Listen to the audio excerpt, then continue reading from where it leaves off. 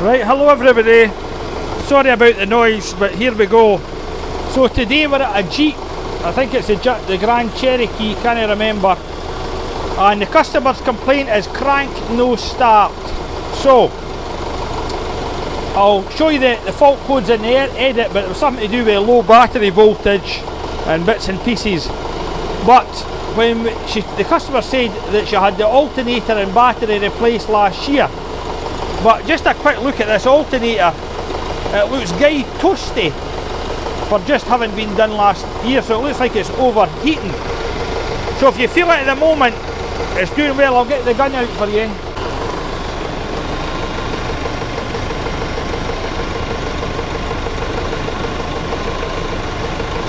So you can see we're at a very respectable 37 degrees.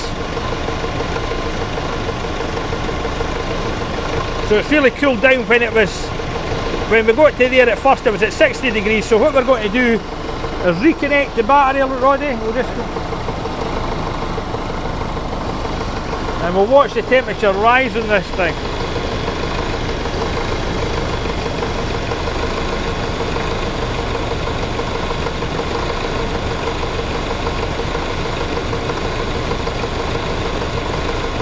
Is that the reconnector on, Roddy?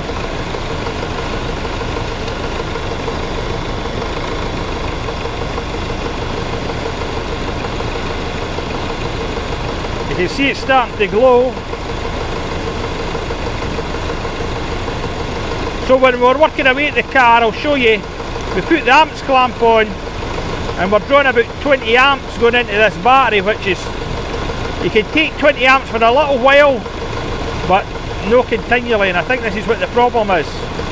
What did we start at, 37? 37. We're at 42. I'll come back to you when it gets a bit toastier. EGR.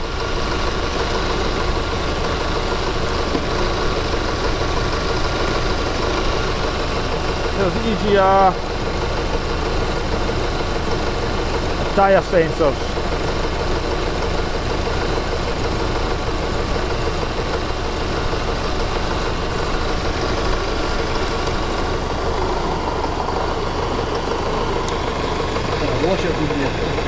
Is there? Oh, that was getting rusty, that connection down there though, eh?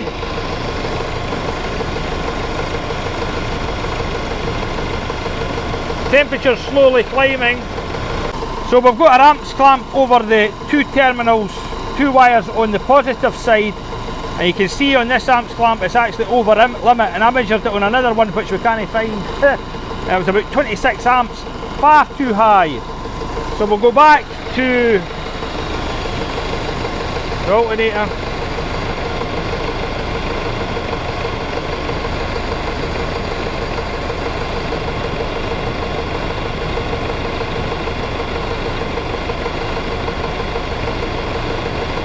So there you can see we're upside down, we're reading 24, 25 amps.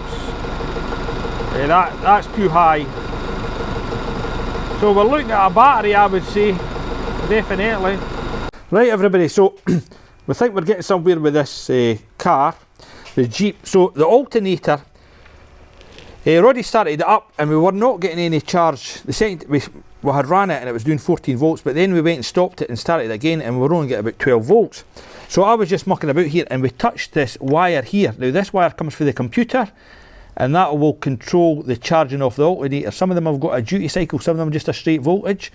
So when I touch that, the voltage kicks back in. So Roddy's got to start it. I've got the scope set up, and I'll let you watch the scope pattern when there's something. Right, Roddy. Ah, it's working. So we'll try it again. Working.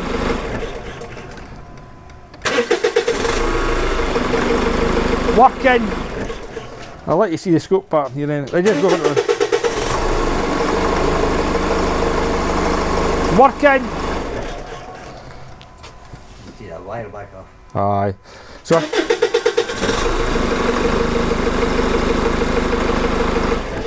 I think even just the way of me putting this thing on it has moved the wire. So I was going to back probe it, but I think that would make it even worse. So What we're going to do, we're going to that connect. You want to just disconnect it, Roddy, and we'll have a wee look. We'll go live. We'll go live. Well, we'll take. Ah, that's it, my man, and you just. I'll get it for you, good lad. Right, we're going. Right. Aye, my man, right, you go for it. Right.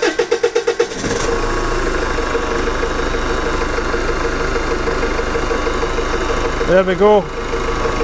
So it's at 12 volts. So what we'll do is just get Roddy to touch that connection. I'll keep you on we'll do the two things at once. Right, Roddy. There you go. The alternator kicks back in. And once it's kicked back in, it'll no stop. So we'll just stop it and have a wee look at this connection. Nah, just leave it off, Roddy. Is this terminal spread, Roddy? It's alright, actually. You want to hide it? No, I'll drop my screen, get a better focus. Hard to see. I'll tell you, I've got a pin thing in the car, we'll try that. Aye. What's the pins like in the alternator, Roddy? See it too. Right, we're in it. That's better. They look okay, don't they? Aye, see. They look okay, right. I'll go and get my pins and we'll try that. No big. Right, so we traced it down to, what have I done with my torch? As you've seen, a bad connection down there where it regulates the voltage. So what I ended up doing was, it's a funny thing, I tried to tighten up the pin, but I ended up, you know what, a T-pin? So we've jammed a T-pin down between the connector and the wire between the connector and the actual fitment, and it seems to be working all the time now. So the other thing we were concerned about was the amount of amps that was going into this battery. So we're getting it back to a decent level. We're getting to about, I'll show you, we're getting to about 20 amps. I'll put this on.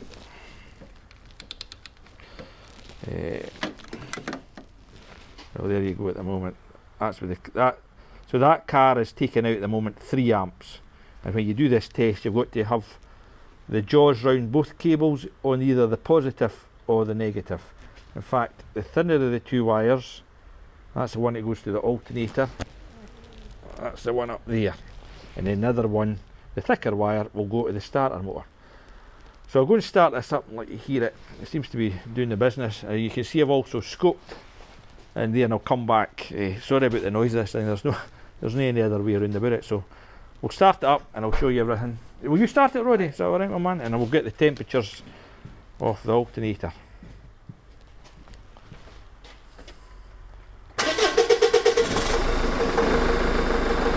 I'll come back down. So you can see it starts high but it comes back down rapidly. We're currently charging and the temperature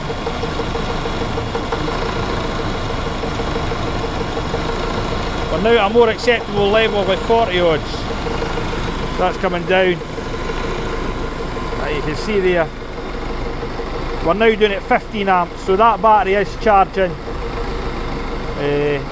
Ideally we want it under 10 amps, but it's coming down nicely.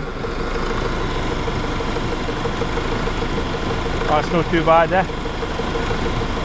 I think we can live with that, Roddy. We're going to take it a run. If there's any difference, we'll see you, but bad connections at that plug.